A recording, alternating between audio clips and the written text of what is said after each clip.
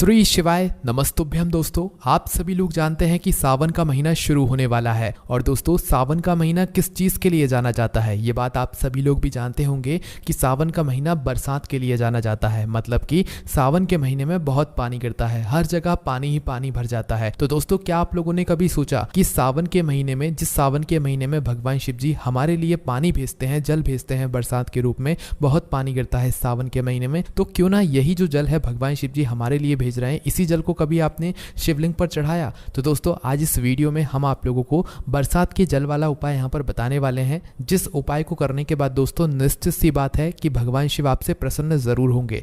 आप ये सभी बात अच्छे से जानते होंगे कि सावन का पूरा महीना भगवान शिव जी को अति प्रिय होता है। और सावन के महीने के किसी भी दिन, विशेष रूप से सावन सोमवार के दिन, अगर आप लोग भगवान शिव जी की छोटी आराधना कर लेते हो, उनको प्रसन्न कर लेते हो, तो भगवान शिव आपको इतना कुछ प्रदान करते हैं जिसकी आप कभी कल्पना भी नहीं कर सकते हैं। और दोस्तों, विशेष जो सावन के महीने में सबसे ज़्यादा विशेष होता है वो होता है सावन महीने का पहला दिन, सावन महीने के सोमवार, और सावन महीने की जो शिवरात्रि होती है वो, और सावन महीने का प्रदोष व्रत भी होता है। और इसी तरह से जो सावन के महीने में जितने भी विशेष दिन होते हैं वो भगवान शिव जी को बहुत प्रिय होते हैं। वैसे दोस्तों, ये तो एक विशेष बात हो गई, पर हम अगर सीधी बात कहें तो सावन का पूरा महीना भगवान को बहुत प्रसन्न करने वाला होता है। मतलब हमारे लिए बहुत अच्छा होता है कि इस महीने में हम छोटी से छोटी कोशिश से भी भगवान को आसानी से प्रसन्न कर सकते हैं। तो दोस्तों, आखिर इस सावन के महीने में, जिस महीने में बहुत बरसात होती है, बहुत पानी गिरता है, इस महीने में हम भगवान को प्रसन्न कैसे करेंगे? उसी जल से जो भगवान हमारे लिए भेजते हैं। तो दोस्तों, आखिर बरसात के जल वाला उपाय हमें करना कैसे है? ये वाला उपाय हमने आपको पहले भी बताया है,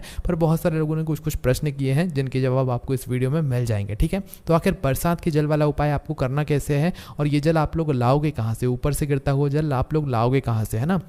तो सबसे पहली चीज़ आप लोग ये समझ लीजिए कि जो जल ऊपर से गिरता है, आप लोग कभी भी ध्यान करना कि जब बरसात हो और बरसात में आप लोग अपना कोई भी कटोरा या कोई भी ऐसा पात्र रख देना जिसके अंदर बरसात का जल इकट्ठा हो जाए। जब जल इकट्ठा हो जाए तो उसे ध्यान से देखना, वो पानी इतना साफ होता है कि आप उस पानी को पी सकते हो, है ना? ऊपर से जो जल गिरता है वो बहुत ही साफ होता है, उस पानी को आप सीधा पी भी सकते हो। आप कभी भी मतलब ये चीज़ करके देखना, प्रैक्टिकल करके देखना। एक पात्र में आप जो है, जब बारिश हो रही हो तो भाई बाहर रख देना अपने घर के बाहर, और उसमें जब पानी इकट्ठा हो जाए तो उसे देखना, वो बिल्कुल कंचन पानी होगा, बिल्कुल इतना साफ पानी होगा कि आप सोच भी नहीं सकते, है ना? और उस पानी को आप सीधा पी भी सकते हो। तो दोस्तों, वही जल का जो है ये वाला उपाय है। इस जल में आपको करना क्या है, या इस उपाय में आपको करना क्या होता है कि जो बरसात का पानी गिर रहा होता है, सबसे पहले आपको उसे इकट्ठा करना होता है। मतलब कि विशेष रूप से जो ताज़ा जल होगा ना, जो बरसात का ताज़ा जल होता है, मतलब जो गिर रहा हो एकदम से, है ना, तो उस जल को आप लोगों को यहाँ पर इकट्ठा करना पड़ता है ना? वैसे भी दोस्तों, सावन का महीना आप ये समझ कर चलो कि ज़्यादातर जो दिन होते हैं सावन के महीने में वो पानी गिरने के ही दिन होते हैं, मतलब बरसात के ही दिन होते हैं। तो भैया आपको करना क्या है? देखो, सावन के महीने में जब आपको समय मिल जाए, जब आपको ऐसा लगे कि हाँ इस दिन अच्छा पानी गिर रहा है और हमें भगवान शिव जी के मंदिर भी जाना है, सावन सोमवार पड़ रहा है और बरसात हो रही है, सावन प्रदोष पड़ रहा है और बरसात हो रही है, सावन शिवरात्रि पड़ रही है और बरसात हो रही है, सावन का कोई भी दिन हो, है ना, और उस दिन बरसात हो रही है और आपको सुबह सुबह दिख रहा है कि हाँ भाई आज तो बरसात हो रही है, तो आपको कुछ नहीं करना है, एक बड़ा सा पात्र लेना है, उस पात्र को उस बरसात के पानी में रख देना है। ठीक है, मतलब थोड़ी अच्छी जगह में आप लोग रखना, चाहो तो अपनी छत पर जाकर रख सकते हो, है ना? अब आप कहीं से ऐसा मत करना कि आप जो बरसात का पानी गिर रहा है उसे ज़मीन से भर लो, ज़मीन से नहीं भरना है। आप कोई बड़ा सा पात्र ले लेना जो कि अच्छा पात्र हो, उस पात्र को मात्र आप किसी भी अच्छी सी जगह पर रख देना, अपने ही घर की छत पे या घर के आंगन में, कहीं पर भी जहाँ पर अच्छी मात्रा में बरसात का जल गिर रहा हो, और उस पात्र में आपका जो जल है वो इकट्ठा हो जाए। ठीक है, जल जैसे ही इकट्ठा होता है, जल कैसे इकट्ठा होगा? कुछ समय बाद इकट्ठा होगा, है ना? तो भाई ये मौका आपको सावन में बिल्कुल भी नहीं छोड़ना है, क्योंकि दोस्तों ये बात आज तक शायद ही किसी ने सोची होगी कि जो जल सावन के महीने में भगवान शिव जी हमारे लिए गिराते हैं, क्यों ना उसी जल को हम भगवान शिव जी पर चढ़ाएं। वो जल इतना शुद्ध होता है कि आप सोच भी नहीं सकते, है ना? तो आपको करना क्या है? सबसे पहला काम तो वही रहेगा कि आपको जो है उस जल को इकट्ठा करना है। जल को इकट्ठा करने के लिए आप कोई भी पात्र ले लो, कुछ भी ले लो जिसके अंदर जो है कम समय में ज़्यादा पानी इकट्ठा हो जाए। ठीक है, और ये बात भी हम आप लोगों को पहले ही बता चुके हैं और पंडित जी के मुँह से आपने खुद सुना है कि भाई आप और महीनों में 1 लोटा जल चढ़ाते होगे, पर सावन का जब महीना आए तो 2 लोटा जल आप लोगों को चढ़ाना शुरू करना है। ठीक है, तो भाई अब जल कितना इकट्ठा करोगे? सीधी सी बात है, सावन का महीना रहेगा तो 2 लोटा जल के बराबर आप लोगों को जो है अपना जल इकट्ठा करना है अपने उस पात्र के अंदर। आप चाहो तो प्लास्टिक की कोई चीज़ हो जो कि बड़ी हो, उसके अंदर भी आप लोग जल इकट्ठा कर सकते हो, है ना? कुछ समय लग सकता है, थोड़ा बहुत ज़्यादा समय लग सकता है, पर अगर आप लोगों ने वो जल इकट्ठा करके उसका उपाय किया तो निश्चित सी बात है भगवान शिव आपसे प्रसन्न ज़रूर होंगे। ठीक है, तो जैसे ही आप लोगों का वो जो बरसात का जल है, जब जब बरसात हो रही हो तभी वो जल इकट्ठा हो पाएगा, इसके अलावा और कभी नहीं हो पाएगा, है ना। और हो सके तो बिल्कुल ताज़ा जल जो आप चढ़ा सको अगर शिवलिंग पर, तो वो ज़्यादा बेहतर रहेगा, ठीक है। तो इतना जल आप लोग इकट्ठा कर लेना कि आपके 2 पात्रों में वो जल बन जाए, क्योंकि आपको 2 पात्रों में जल लेकर जाना है ना। तो भाई जैसे ही आप लोगों का वह जो जल है वह इकट्ठा हो जाता है, उसके बाद में आपको करना क्या है कि अपने घर पर आना है। अपने घर पे तो आप लोग रहोगे ही, आपने अपने ही घर पर ही जो है इस जल को इकट्ठा किया होगा। अब आपको अपने पास में जो है वो पात्र उठाकर लेकर आ जाना है, जिन पात्रों से आप भगवान शिव जी पर 2 पात्रों में जल चढ़ाने के लिए जाते हो, ठीक है।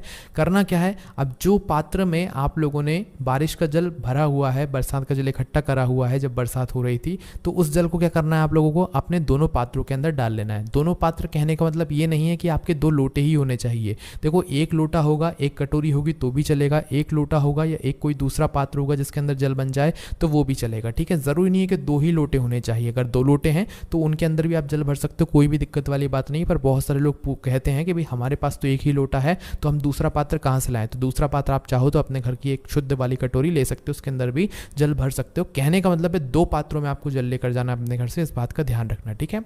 तो करना क्या है, अपने घर से जो आपने जल भरा हुआ है वो एक के ऊपर एक आपको रखना है। ऐसा नहीं कि आपने एक हाथ में दूसरा पात्र पकड़ लिया, एक हाथ में ये वाला पात्र पकड़ लिया, दोनों हाथों में पात्र पकड़कर नहीं लेकर जाना है। पंडित जी ने खुद इस बात को बार बार बताया है कि जब आप अपने घर से 2 पात्रों का जल सावन के महीने में लेकर निकलोगे, विशेष रूप से बरसात का पानी ही, बारिश का पानी जब लेकर निकलोगे, तो भाई आपको क्या करना है, एक के ऊपर एक पात्र रखना है। जैसे 1 लोटा है उसे आपने सीधे हाथ के तिली में रखा, उसके ऊपर आपकी जो भी कटोरी है, जो भी पात्र है उसे रख दो, ठीक है। उसके बाद में आपका जो ये पात्र है ये तैयार हो जाता है ना।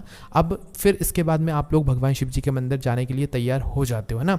अब दोस्तों बहुत सारे लोग यहाँ पर कंफ्यूज होंगे कि बारिश का जल अगर एकदम से सुबह हमें ना मिल पाए तो हम क्या करें। तो देखो, कोशिश करना कि आपको ताज़ा ही जल मिले। जैसे सावन का महीना किसी भी दिन सुबह अगर बारिश हो रही है तो उस जल को तब इकट्ठा कर लेना और उस जल को उसी समय भगवान शिव जी के मंदिर में जाकर चढ़ा कर आना। आप मंदिर वैसे भी रोज जाते होगे तो भाई उस समय जो है आप लोग उस जल को चढ़ा कर आना। अगर किसी कारणवश आपका मन है कि भाई आपको कल जल चढ़ाना है और कल एकदम से बारिश नहीं हुई तो आपको क्या करोगे, तो भाई एक दिन पहले जो है जब बारिश हो रही हो या कुछ समय पहले, कुछ घंटे पहले की जो बारिश होगी वो जल भी आप इकट्ठा कर सकते हो। एक दिन पहले की जो बारिश होगी, मतलब एक रात्रि पहले की, मतलब कल जैसे बारिश हुई रात्रि में, तो उस जल को आप सुबह उपयोग कर सकते हो। पर ज़्यादा जो पुराना जल होगा बरसात का वो उपयोग में मत लेना, फिर इससे अच्छा ये रहेगा कि आप अपने घर के परिंदे से ही जो है जल ले लो, ठीक है। पर बरसात का जल मिले तो भाई इसकी तो बात ही अलग है, तो है ना।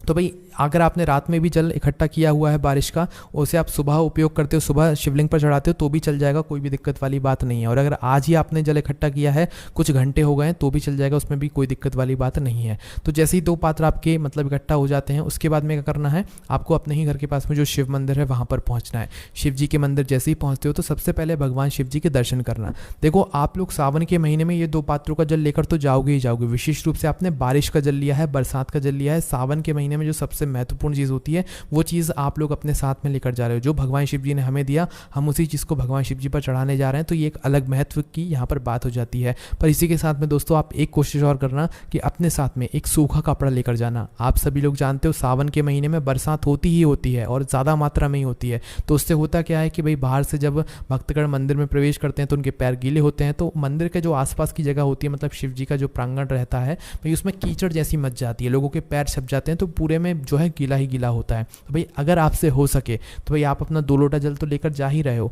तो आपको करना क्या है, मात्र अपने साथ में एक सूखा कपड़ा या गीला कपड़ा, जैसा आपसे हो जाए भाई वैसा कपड़ा लेकर जाना। झाड़ू तो यहाँ पर काम ही नहीं करेगा क्योंकि भाई गीला रहेगा, तो झाड़ू तो उस जगह पर लगेगा ही नहीं। तो भाई आप अपने साथ में एक कपड़ा लेकर ज़रूर जाना। अब आपको करना क्या है, तो देखो जैसे ही शिव जी के मंदिर पहुँचते हो भगवान के दर्शन करना, उनकी चौखट के मतलब उनकी चौखट की जो रज है उसे अपने माथे पर ज़रूर लगाना, है ना। अगर बीच में नहीं रख सकते माता तो साइड में कहीं अच्छी जगह पर भी रख सकते हो, उसमें भी कोई दिक्कत वाली बात नहीं है ना।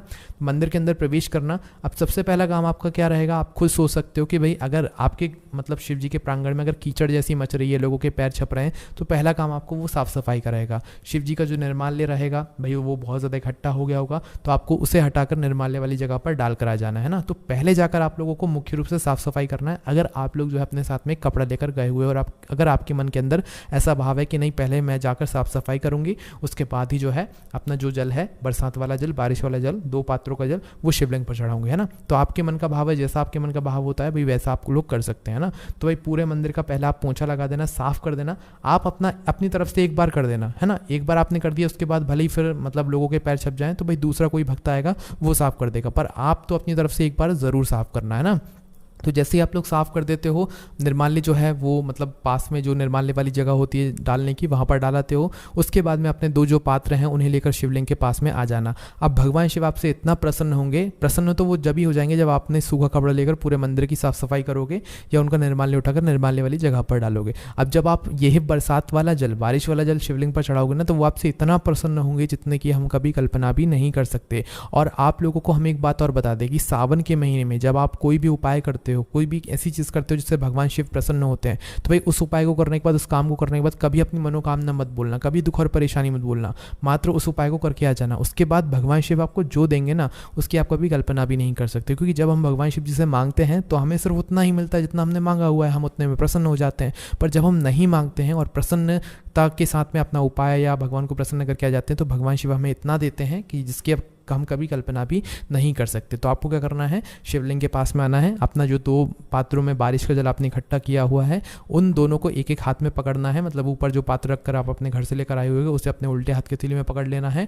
और पकड़ने के बाद क्या करना है, शिवलिंग के ऊपर इन दोनों पात्रों को, चाहे लोटा हो चाहे कटोरी हो, दोनों पात्रों को आमने सामने कर लेना है। कहने का मतलब है कि दोनों आपकी हथेलियों को आपको शिवलिंग के ऊपर आमने सामने कर लेना है। दोनों पात्रों को आमने सामने करके एक साथ इन दोनों पात्रों से जल की धारा जो है आपको शिवलिंग पर गिराना शुरू करना है, शिवलिंग पर जल चढ़ाना शुरू करना है। एक साथ ही जो है चढ़ाना शुरू करना है और एक साथ ही जो है पूरा इसे चढ़ाना है, आप लोगों को समापन करना है। ठीक है, जब तक जल चढ़ता रहे श्री शिवाय नमस्तुभ्यम या महामृत्युंजय मंत्र या नमः शिवाय, ओम नमः शिवाय, जो आपको मंत्र आता हो उसका मंत्र का आप लोग जाप करते रहे ना।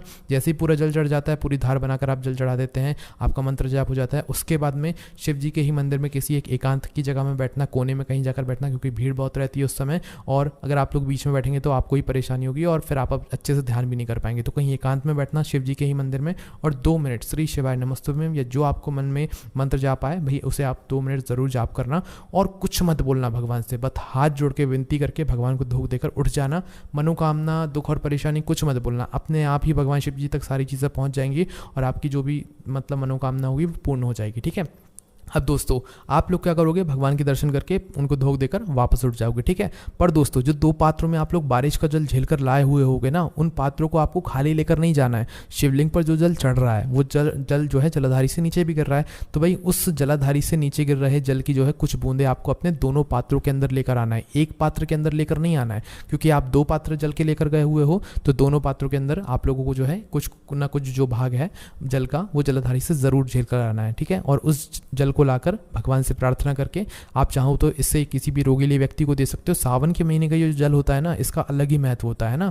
चाहो तो अपनी शरीर की रोग प्रतिरोधक क्षमता जो होती है उसे बढ़ाने के लिए भी इसे मतलब ग्रहण कर सकते हो, और इसे चाहो तो अपने घर में भी छिड़क सकते हो सुख और शांति के लिए। बस दोस्तों यहाँ पर ये वाला उपाय पूरा हो जाता है। साथ ही में नंदी बाबा के दर्शन करना भी मत भूलना। कई बार होता है कि भाई हम भगवान शिव जी के उपाय को करने के चक्कर में भगवान नंदी बाबा को तो भूल ही जाते हैं ना, तो ऐसा नहीं करना। भगवान नंदी बाबा के भी चरणों में अपना जो है शीश रखना, उनसे भी प्रणाम करना, उनसे भी अपनी मनोकामना बोलना, उन पर भी जो है जल चढ़ाना और उनसे भी प्रार्थना करना। बस दोस्तों यहाँ पर जो है ये बरसात के जल वाला उपाय पूरा हो जाता है। इस बरसात के जल वाले उपाय के साथ में हमने आपको बहुत सारी जरूरी जानकारी दी है, तो भाई आप लोग इन सभी चीज़ों का ध्यान रखना। बाकी ये सभी जानकारी आप लोग हमारी वेबसाइट भोलेनाथभक्ति.com पर जाकर आराम से बैठकर पढ़ सकते हो। कोई भी समस्या कमेंट करके पूछ सकते हो। ओम नमः शिवाय, जय भोले बाबा, श्री शिवाय नमस्तुभ्यम।